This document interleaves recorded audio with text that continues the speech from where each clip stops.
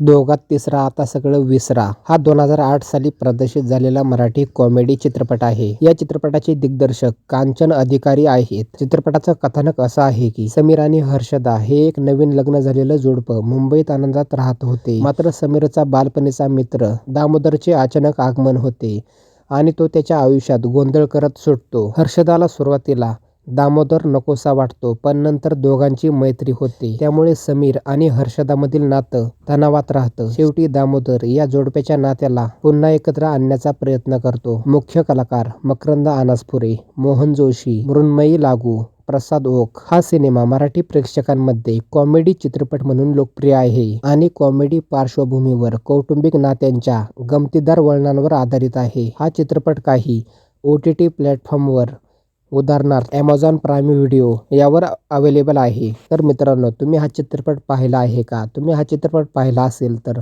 तुम्हाला हा चित्रपट कसा वाटला होता? मला कमेंटमध्ये नक्की सांगा.